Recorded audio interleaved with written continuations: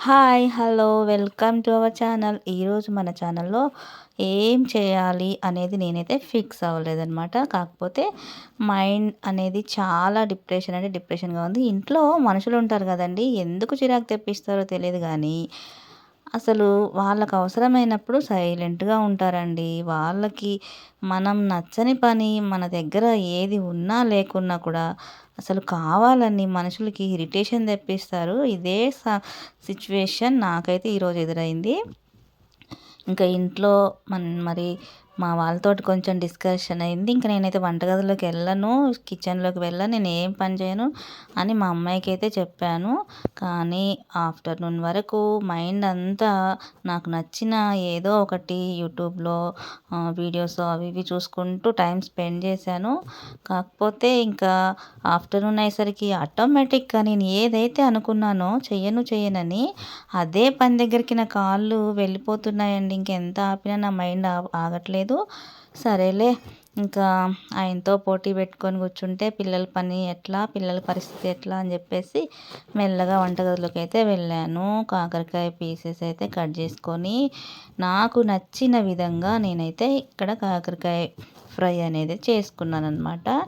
ఇది ఒక విధంగా డీప్ ఫ్రై అనొచ్చు, లేకపోతే నిల్వ ఉంచుకోవడానికి ఒక కాకరకాయ పికిల్ అని కూడా చెప్పుకోవచ్చనమాట. ఇందులో ఇప్పుడు నేను ఏసిన ఇంగ్రీడియంట్స్ ఏంటంటే, ఫస్ట్ అయితే కాకరకాయని రౌండ్‌గా కట్ చేసి పెట్టుకున్నాను కదా!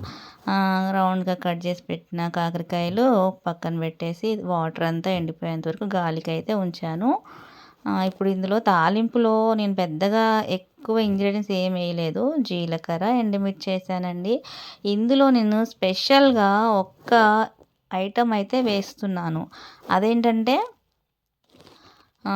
సోంపు ఉంటది గదండీ! మనం ఎక్కువ అన్నం ఏదైనా తిన్న తర్వాత మనం రెస్టారెంట్‌లో, హోటల్‌లో గనక లేకపోతే ఇళ్ళల్లో గూడా కామన్‌గా ఫుడ్డు తిన్న తర్వాత కొంచెం సోంపు నోట్లో వేసుకుంటూ ఉంటాం గదా! ఆ సోంపు అనమాట. సోంపు, ఇంకా కొద్దిగా మెంతులు, ఇది వన్ టైప్ ఆఫ్ మసాలా అనమాట. తెల్ల ఆవాలు. ఈ మసాలా అనేది మనకి మార్కెట్‌లో ఒక ప్యాకెట్ దొరికిందనమాట. తీసుకొచ్చాను ట్రై చేసి చూద్దామని కర్రీస్‌లోకి. కానీ కొంచెం డిఫరెంట్‌గా స్మెల్లు అక్కడక్కడ పలుకులుగా తగులుతూ కర్రీ అయితే చాలా బావుంది. ఇంతేనండి. నేనేసిన మసాలా మళ్ళొకసారి చెప్తానేనండి. ఫస్ట్ అయితే తాలింపు కోసం ఆయిల్ వేసుకున్నాం కదా! ఆయిల్‌లో ఎండుమిర్చి తర్వాత జీలకర్ర తర్వాత నేను చెప్పిన మసాలా ప్యాకెట్ తీసుకొచ్చానని చెప్పాను కదా! అది అనమాట. అది మన సౌత్ జోన్ కాదు గానీ నార్త్ జోన్ వాళ్ళెవరైనా యూజ్ చేస్తారేమో తెలీదు. నేనైతే కొత్తగా చూసాను. ఇదేదో డిఫరెంట్‌గా ఉంది మసాలా అని తీసుకొచ్చాను. దాంట్లో అది జీలకర్ర కొంచెం, సోంపు కొంచెం, ఇంకా తెల్ల ఆవాలు, ఇంకా అందులో లైట్‌గా మెంతులున్నాయనమాట. అవి మరి పొడి చేసి వేసుకుంటే కూడా బానే ఉంటుందనుకుంటా. నేనైతే పలుకులు తగిలితే ఒకసారి ట్రై చేసి చూశాను. పలుకులు నోటికి తగిలితే బావుందనమాట. అందుకే మళ్ళీ ఈ కర్రీలో కూడా ఇలాగే ట్రై చేశాను. కొద్దిగా నువ్వులు కూడా వేసుకుంటే సూపర్ టేస్ట్ అనమాట. మన కాకరకాయ ఫ్రైకి నేనేసిన ఇంగ్రీడియంట్స్ ఇంతే.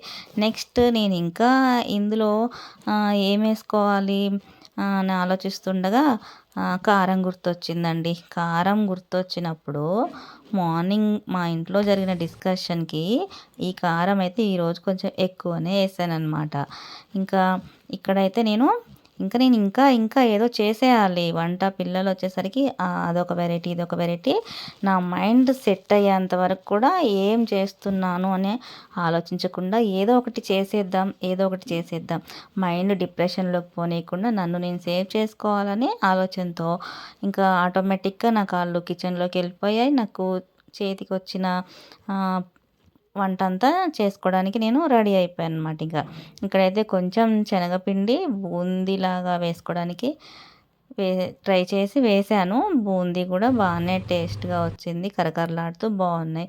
ఇంకా ఆలుగడ్డ బజ్జీ కూడా చేసేసాను. ఇంకా కాకరకాయ ఫ్రై చూసారు కదా! వీడియో ఎలా ఉందో కామెంట్ చేయండి. అంతేకాదు మీ ఇంట్లో అయితే మీకు గినక కోపం వస్తే మీరైతే ఏం చేస్తారో కంపల్సరీ మాతో షేర్ చేసుకోండి. థ్యాంక్ యూ సో మచ్ అండి అందరికీ.